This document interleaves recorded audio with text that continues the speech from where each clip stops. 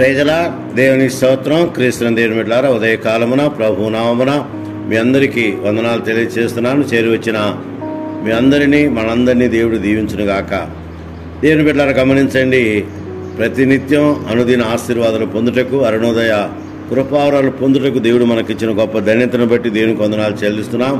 ప్రతిదినము ప్రభువుతో అనుదిన ఆశీర్వాదాలు పొందుట దేవుడు మనకిచ్చిన భాగ్యమని దేవుని బిడ్డలకు జ్ఞాపకం చేసుకుని ఉదయకాలమున దేవుని వర్తమానాన్ని విందాం, దేవుని వాక్యాన్ని విందాం. గమనించండి, దేవుని యొక్క వాక్కు ఇలాగ సెలవిస్తుంది.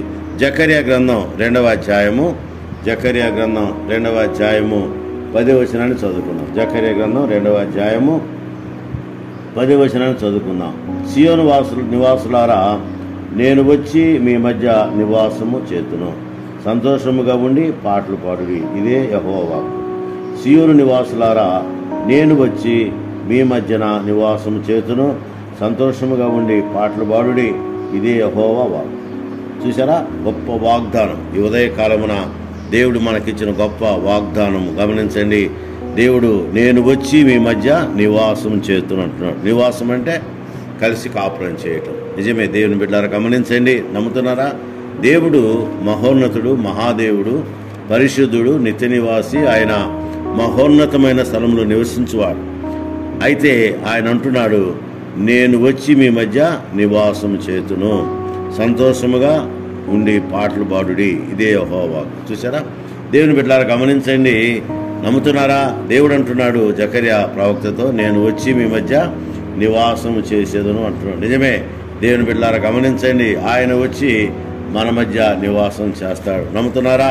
నమ్మండి, ఆయన నివాసం చేస్తాడు. అంత మాత్రం కాదు, సంతోషముగా ఉండి పాటలు పాడండి అంటున్నాడు. సంతోషముగా ఉండి పాటలు పాడమంటున్నాడు. ఎందుకంటే పాటలు దేవునికి ఇష్టమైనటువంటి స్తుతి యాగాలు కనుక దేవుని గమనించండి, ఆయన స్తుతించుట దేవుని మహిమపరచుటే కనుక పాటల ద్వారా ఆయన స్తుతించాలి, సంతోషంగా ఉండాలి, సమాధానంగా ఉండాలి. దేవుడు సాన్నిధ్యంలో మనం పాటలు పాడితే అంటున్నాడు, ఇదే యెహోవా వాక్కు. నేను వచ్చి మీ మధ్య నివాసం చేతును, సంతోషముగా ఉండి పాటలు పాడుడి, ఇదే యెహోవా వాక్కు. నిజమే దేవుని బిడ్డలారా, గమనించండి, ఆయన మన మధ్య నివాసం చేస్తానని వాగ్దానం చేస్తున్నాడు. అంటే మనకు సంతోషం, మనకు ఆనందం. ఎందుకంటే ఆయన సన్నిధిలో మనం ఆనందించాలి, ఆయన సన్నిధిలో మనము మొరపెట్టాలి, ఆయన సన్నిధిలో మనం పాటలు పాడాలి, ఆయన సన్నిధిలో మనము కీర్తించాలి, స్తుతించాలి, ఘనపరచాలి, ఘనమైన నామాన్ని మనం కొనియాడాలని దేవుని బిడ్డలారా జ్ఞాపకం చేస్తాం. అందుకని దేవుడు అంటున్నాడు, ఆయన వాగ్దానం గమనించండి, సంతోషముగా పాటలు పాడండి అంటున్నాడు. నిజమే, మనం ఎప్పుడు పాటలు పాడతాం? మనకు సంతోషం కలిగినప్పుడు పాటలు పాడతాం. కనుక మనము సంతోషంగా ఉండి, దేవుడు మన మధ్య ఉన్నాడు, దేవుడు మనతో ఉన్నాడు, దేవుడు మన మధ్య నివాసం చేస్తున్నాడు అని ఆ నమ్మకం మనకు ఉండాలి. ఆ నమ్మకం ఉంటే మనం సంతోషంగా ఉంటాం, సమాధానంగా ఉంటాం, పాటలు పాడతాం, దేవుని స్తుతిస్తాం, దేవుని ఘనపరుస్తాం, దేవుని ఘనమన్నామని మనము కొనియాడగలమని దేవుని బిడ్డ జ్ఞాపకం చేసుకుందాం. ఎందుకంటే ఆయన మనతో ఉంటాడు, మన మధ్య. నిర్గమకాండం 20వ అధ్యాయము 24వ వచనం మీరు గమనిస్తే, నేను నా నామమును జ్ఞాపకార్థం ఉంచు ప్రతి స్థలములో నేను నీ యొద్దకు వచ్చి నిన్ను ఆశీర్వదించదును. చూసారా, దేవుడే మన మధ్యకు వచ్చి, మన దగ్గరకు వచ్చి, మనతో ఉండి, ఆయన మనం ఉండే స్థలములో ఆశీర్వదించే దేవుడిని దేవుని బిడ్డలారా జ్ఞాపకం చేసుకుందాం. అందుకంటూ నేను నా నామమును జ్ఞాపకార్థం ఉంచు ప్రతి స్థలములో నేను నీ యొద్దకు వచ్చి నిన్ను ఆశీర్వదించదును. దేవుని బిడ్డలారా, గమనించండి, ఆశీర్వాదాలు ఊరకనే రావండి.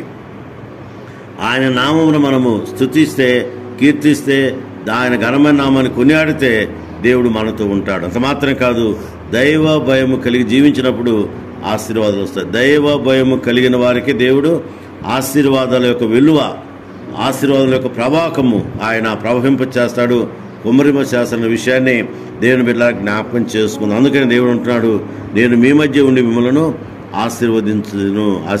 అందుకే సంతోషముగా పాటలు పాడుడి, సంతోషంగా ఉండండి, పాటలు పాడండి, దేవుని స్తుతించండి. మరొక మానక దేవుడు మనతో ఉంటాడు, మన మధ్య ఉంటున్న విషయాన్ని మీరు జ్ఞాపకం చేసుకొని పాటలు పాడమని దేవుడు వాగ్దానం చేస్తున్నాడు. దేవుని బిడ్డలారా, గమనించండి, నిజమే, నేను వచ్చి మీ మధ్య నివాసం చేతును.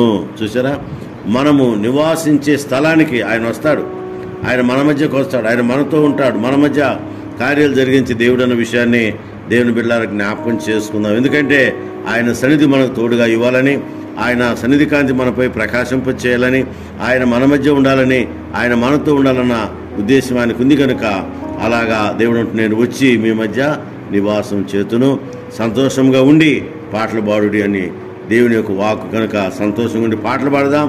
దేవుడు మన మధ్య నివాసం చేసే విషయాన్ని జ్ఞాపకం చేసుకుని ఆయన సన్నిధి ముందుకు సాగినట్లు పరిశుద్ధాత్మ దేవుడు మనందరినీ దీవించి ఆశీర్వదించి కరుణించి కాపాడి దీవించి